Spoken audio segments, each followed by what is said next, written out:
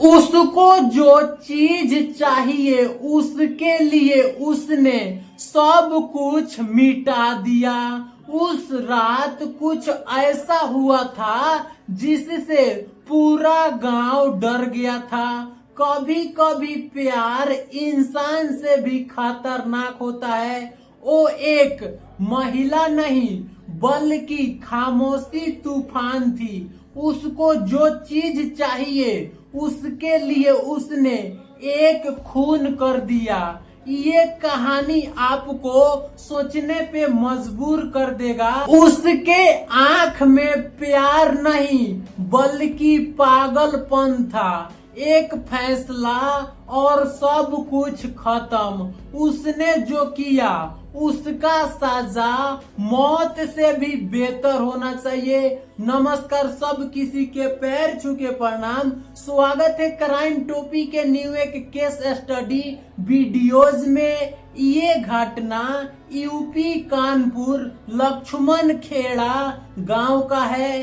धीरेन्द्र अपने पति रीना और अपने एक बेटा और अपने माँ के साथ रहता था। 11 मई 2025 को रीना ने अपने बेटा और अपने सासू माँ को घर के अंदर सुला देती है और अपने पति धीरेन्द्र को घर के बाहर पीछे के साइड में खटिया पे बिछौना करके सुला देती है। लेकिन रीना जब सुबह में अपने पति को जगाने के लिए जाती है तो उसका रूह कांप जाता है और चिल्ला चिल्ला करके रोने लगती है, क्योंकि खटिया पे चारों तरफ खून था और धीरेन्द्र को बेरहमी से मार करके कत्ल कर दिया गया था। धीरे धीरे करके गांव के सब लोग इकट्ठा हो जाते हैं और गांव के सब लोग डर गए थे, क्योंकि ऐसा घटना उस गांव में कभी हुआ ही नहीं था। रीना का शौक राजू और रवि पे जाता है, क्योंकि धीरेन्द्र से कुछ दिन पहले ही झगड़ा हुआ था। धीरेन्द्र ट्रैक्टर का बिजनेस करता था, यानी ट्रैक्टर को भाड़े पे चलाने के लिए देता था। पुलिस वाले से भी कांटेक्ट कर लिया जाता है। पुलिस वाले भी आते हैं और सब कुछ जानते हैं, समझते हैं। उसके बाद स्नैपर डॉग का हेल्प लेते हैं।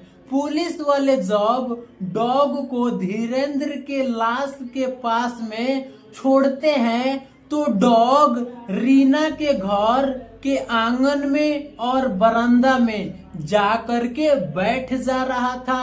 पुलिस वाले को यहाँ से कुछ भी समझ में नहीं आ रहा था कि डॉग आखिर इन्हीं लोगों के घर में क्यों आकर के बैठ जा रहा है। और रीना अपने पति के लाश को यानी शव को सड़क पे लेकर के बैठ जाती है और बोलती है कि जब तक राजू और रवि को अरेस्ट नहीं किया जाता है तब तक हम कुछ नहीं करेंगे। गांव के लोग भी सपोर्ट करने लगते हैं कि हाँ, झगड़ा हुआ था, इसी के कारण कुछ किया है लोग। इसीलिए पुलिस वाले राजू और रवि को अरेस्ट करते हैं, पुलिस स्टेशन ले जा करके सख्ती से पूछताछ करते हैं। लेकिन रवि और राजू को इस केस से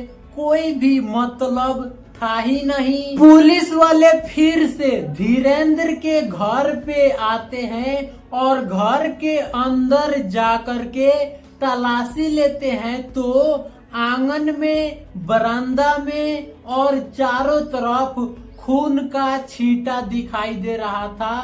तो पुलिस वाले धीरेन्द्र के खून और उस सैंपल को मैच कराने के लिए भेज देते हैं। पुलिस वाले यहाँ से 440 डिग्री का दिमाग लगाते हैं और धीरेंद्र के घर में जितना मोबाइल फोन था सब किसी का कॉल डाटा निकलना स्टार्ट करते हैं और धीरे धीरे रीना का जब मोबाइल का कॉल डाटा निकालते हैं तो जिस दिन धीरेंद्र का कत्ल किया गया था रीना ने एक नंबर पे 40 बार बात किया था। जब उस नंबर का जांच करते हैं पुलिस वाले तो मालूम चलता है कि ये नंबर दूसरा किसी का नहीं बल्कि धीरेंद्र के भतीजा सत्यम का नंबर है। सैंपल में जो खून गया था वो धीरेंद्र का ही खून था, मैच कर जाता है। पुलिस वालों के लिए और गांव वालों के लिए एक सवाल पैदा हो रहा था कि धीरेंद्र का कत्ल हुआ तो खून का छींटा घर में कैसे गया और आवाज रीना को सुनाई नहीं दिया जब रीना घर में ही सो रही थी। पुलिस वाले का शक रीना पे और सत्यम पे जाता है तो पुलिस वाले दोनों को अरेस्ट करते हैं और पूछताछ के लिए ले जाते हैं, लेकिन रीना काफी घुमा फिरा करके बात कर रही थी। जब सत्यम से पुलिस वाले सख्ती से पूछताछ करते हैं तो सत्यम ने सब कुछ सच सच बतला देता है। रीना और सत्यम 2 साल से फिजिकल रिलेशन में थे, यानी एक दूसरे से काफी ज्यादा प्यार करते थे और एक दूसरे के साथ संबंध बनाते थे। 11 मई 2025 को रीना ने धीरेंद्र के खाना में नींद के गोली दे देती है और अपने घर के बाहर पीछे के साइड में खटिया पे सुला देती है। जब धीरेंद्र को नींद लग जाता है तो रीना ने सत्यम को कॉल करती है और बुलाती है। सत्यम और रीना धीरेंद्र का कत्ल करने का प्लानिंग तो बना लिया था लो, लेकिन क्या चीज से कत्ल करेगा लो इसका प्लानिंग नहीं बनाया था लो। दोनों सोच रहा था लो, लेकिन तभी रीना जाती है अपने वॉशरूम में और एक लकड़ी का ब्लॉक लेकर के आती है जिसमें काफी ज्यादा वजन था और सत्यम खड़ा होकर के देख रहा था।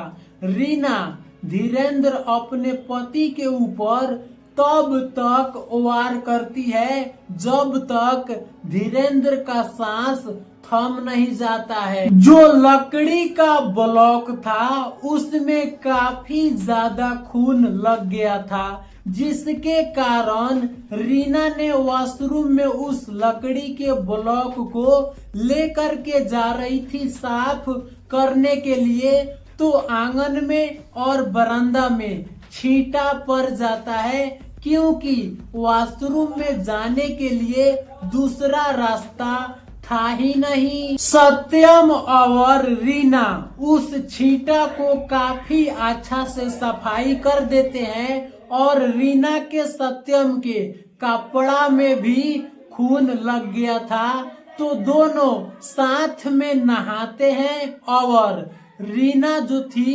अपने मम्मी और अपने बेटा के पास में आकर के सो जाती है और सत्यम एक बगीचा था उसी बगीचा में जाकर के सो जाता है। रीना ने अपने पति का कत्ल अपने प्रेमी के लिए किया, ये तो आप लोगों को मालूम चल गया, लेकिन ये 100% में से 50% सच है और 50% का कारण कुछ और है। सत्यम और रीना एक बार संबंध बना रहे थे तो धीरेंद्र ने संबंध बनाते हुए दोनों को पकड़ लेता है, तो धीरेंद्र अपने पत्नी रीना पे काफी ज्यादा गुस्सा होता है, लेकिन रीना ने अपने पति को शांत कर लेती है, जिसके कारण धीरेंद्र डिसाइड करता है कि मैं गेहूं बेच करके अपने घर में सीसीटीवी कैमरा लगवाऊंगा, तो धीरेन्द्र 20,000 का गेहूं बेच देता है सीसीटीवी कैमरा लगवाने के लिए और अपने पत्नी का ध्यान रखने के लिए। लेकिन ये चीज रीना को मालूम चल जाता है कि मेरा पति घर में सीसीटीवी कैमरा लगवाने वाला है, जिसके कारण 1 महीना पहले ही रीना और सत्यम प्लान बना लिया था धीरेन्द्र का कत्ल करने के लिए। लेकिन जो धीरेन्द्र का भाई था छत पर से गिर जाता है, जिसके कारण उसका हाथ या फिर पैर टूट गया था, इसीलिए घर पे लोगों को आना जाना लगा रहता था। लेकिन 11 मई को मौका देख करके कत्ल कर देती है रीना अपने पति का। पुलिस वाले सत्यम और रीना को अरेस्ट करके जेल में डाल दिए हैं, लेकिन इन लोगों को सजा मिलने में 10 से 15 साल लग जाएगा और क्या पता इन दोनों को छोड़ भी दिया जाए। क्या प्यार इतना अंधा होता है कि इंसान इंसान का ही दुश्मन बन जाए?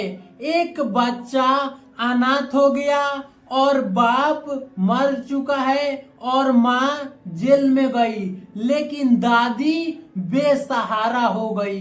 कौन जिम्मेदार है इस तबाही का? 2 मिनट के मजा के लिए लोग अपने आदमी को पराया समझ करके कत्ल कर दे रहे हैं। क्या समाज में ऐसा रिश्ता बढ़ना चाहिए जो धोखा और मौत में बदल दिया जाए? अगर आपको लगता है कि ऐसा अपराध पे ख्याल करना चाहिए तो वीडियो को लाइक कीजिए और वीडियो को शेयर कीजिए और क्राइम टोपी को सब्सक्राइब कीजिए। कमेंट में लिखिए ऐसा जुर्म के लिए फांसी होना चाहिए या फिर उम्र कैद। मिलते हैं एक और नए केस में, तब तक आप लोग सुरक्षित रहिए, सतर्क रहिए, क्योंकि जुर्म हर मोड़ पे आपका इंतजार कर रहा है।